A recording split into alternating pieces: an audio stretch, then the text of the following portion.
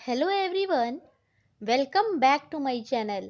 Viewers, आज की इस वीडियो में डीएलएड थर्ड सेमेस्टर का 2017 का पेपर सॉल्व करेंगे कंप्यूटर का।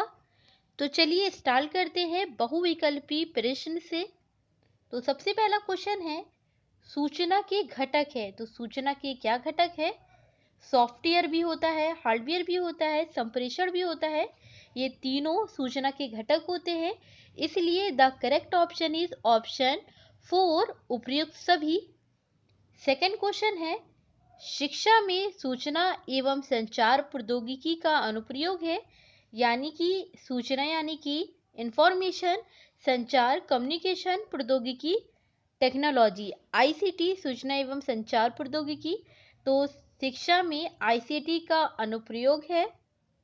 तो क्या है? ऑप्शन 1 विषय का समाकलन, ऑप्शन बी विषय का मूल्यांकन। ये दोनों होते हैं, तो इसलिए the correct option is option C, आ व बा दोनों। तो विषय का समाकलन भी होता है और विषय का मूल्यांकन भी होता है।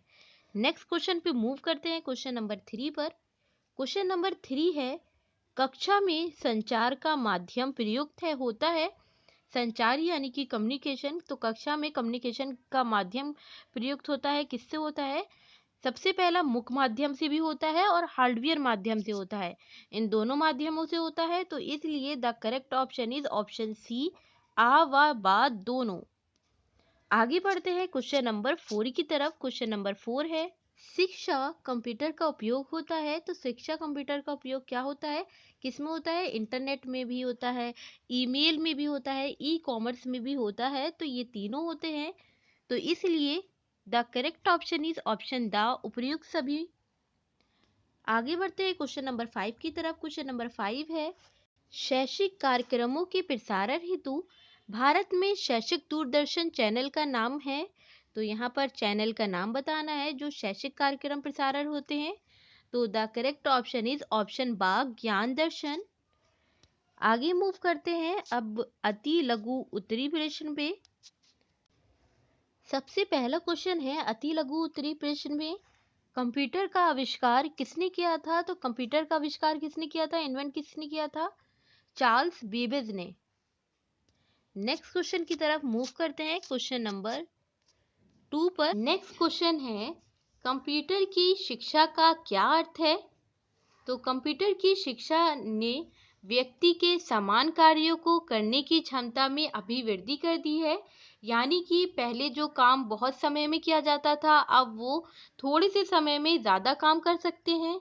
जैसे कि जो कार्य पहले 20 व्यक्तियों द्वारा 10 दिन में किया जाता था, वो केवल अब 2 व्यक्ति कंप्यूटर के माध्यम से 1 घंटे में कर सकते हैं। तो ये कंप्यूटर की शिक्षा का अभिप्राय है। नेक्स्ट क्वेश्चन है, सूचना के कोई 2 गुणों को बताइए। तो यहाँ पे 2 गुण बताने हैं। सबसे पहला गुण है विश्वसनीय एवं वेद होना चाहिए। सेकंड गुण है पूर्णता होना चाहिए। ये 2 गुण हैं, आप अपने अकॉर्डिंग कोई भी 2 गुण लिख सकते हैं। चलिए आगे बढ़ते हैं नेक्स्ट क्वेश्चन की तरफ।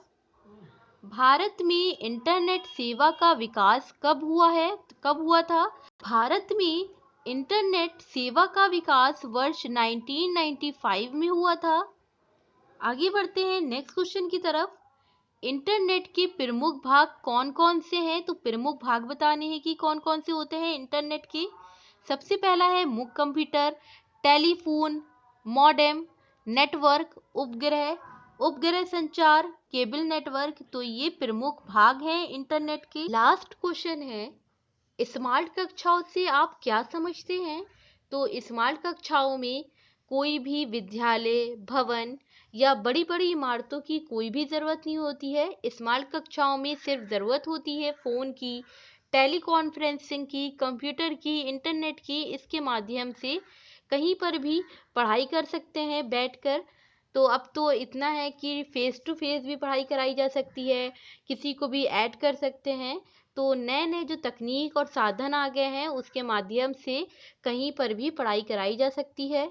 अति लघु उत्तरी प्रश्न कंप्लीट होते हैं। अब मूव करते हैं लघु उत्तरी प्रश्न पर। ये टोटल 7 क्वेश्चन होते हैं जो 2 मार्क्स के होते हैं। तो चलिए स्टार्ट करते हैं सबसे पहले क्वेश्चन से। ऑनलाइन चैटिंग से क्या लाभ है? ऑनलाइन चैटिंग से क्या लाभ है? तो सबसे पहला पॉइंट है कि व्यक्ति को टाइपिंग का ज्ञान आ जाता है, कंप्यूटर और इंटरनेट का ज्ञान प्राप्त हो जाता है, लिखित विचार प्राप्त हो जाते हैं, और कोई दूर दराज शहरों में बैठे हो, आपको बातचीत करनी हो तो ऑनलाइन चैटिंग के माध्यम से आप फेस टू फेस बातचीत कर सकते हैं। तो ये कुछ पॉइंट है, लाभ है। नेक्स्ट क्वेश्चन की तरफ मूव करते हैं। डिजिटल विषय वस्तु के साधन कौन कौन से हैं? तो डिजिटल विषय वस्तु के साधन है overhead projector, slide, e books, DVD, CD, ई अनुवर्गों का प्रयोग। तो ये कुछ विषय वस्तु है डिजिटल के। चलिए नेक्स्ट क्वेश्चन की तरफ मूव करते हैं। स्मार्ट क्लासेस से क्या अभिप्राय है? डिजिटल श्यामपट्ट किस प्रकार लाभदायक है? स्मार्ट क्लासेस में शिक्षा ऑनलाइन दी जाती है। इसमें कोई भी विद्यालय या बड़े बड़े भवन या इमारतों की आवश्यकता बिल्कुल भी नहीं होती है। इसमें सिर्फ ज़रूरत होता है फ़ोन की, टेलीकॉन्फ्रेंसिंग की, कंप्यूटर के, इंटरनेट के माध्यम से आप शिक्षा कहीं पर भी किसी वक्त भी दे सकते हैं। तो घर बैठे हों, बस ऐड करें, टेलीकॉन्फ्रेंसिंग के माध्यम से फेस टू फेस पढ़ा सकते हैं। इसमें श्रम, व्यय, समय भी बचता है, लेकिन ये जो तकनीक है वो खर्चीला है। नेक्स्ट क्वेश्चन है, ई बुक से आप क्या समझते हैं? जिसमें भी ई जुड़ा हो वो इलेक्ट्रॉनिक होता है। तो ई फॉर इलेक्ट्रॉनिक बुक्स, तो ये एक इलेक्ट्रॉनिक बुक्स होती है, यानी कि ये डिजिटल रूप में होती है।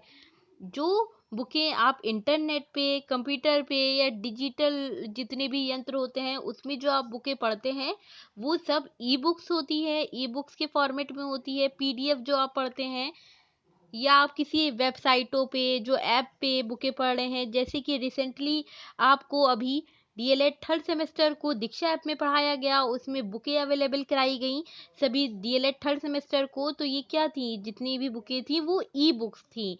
तो आप डिजिटल रूप में जो भी बुक्स पढ़ते हैं वो ई बुक्स कहलाती हैं। नेक्स्ट क्वेश्चन है, शिक्षण के उपयोग में आने वाले मुफ्त डिजिटल शैक्षिक संसाधन कौन कौन से हैं? तो सबसे पहला है ई बुक्स, दूसरा है वेब पोर्टल। ई बुक्स मैं अभी बता भी चुकी हूँ कि ई फॉर इलेक्ट्रॉनिक, ये एक इलेक्ट्रॉनिक बुक्स होती हैं।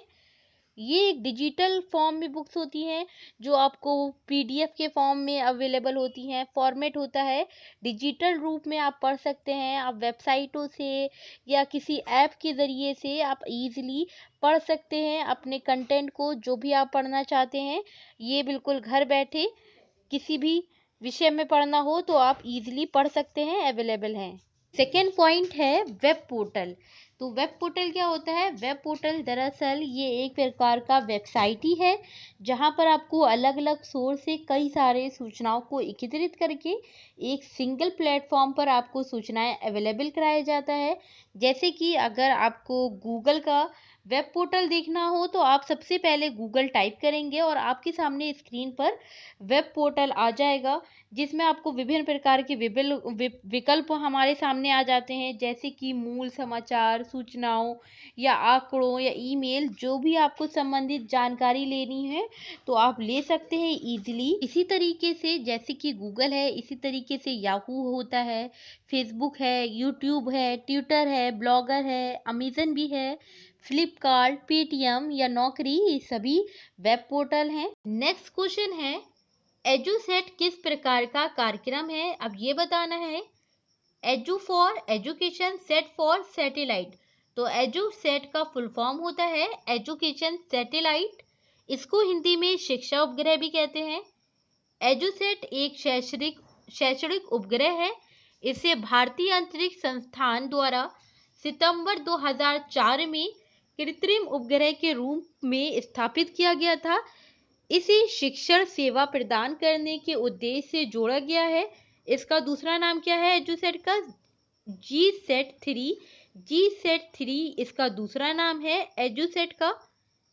इसका नाम एजुसेट रखने का मुख्य कारण इसके कार्यकर्ताओं के प्रसारण के लिए इसकी स्थापना अंतरिक्ष में की गई।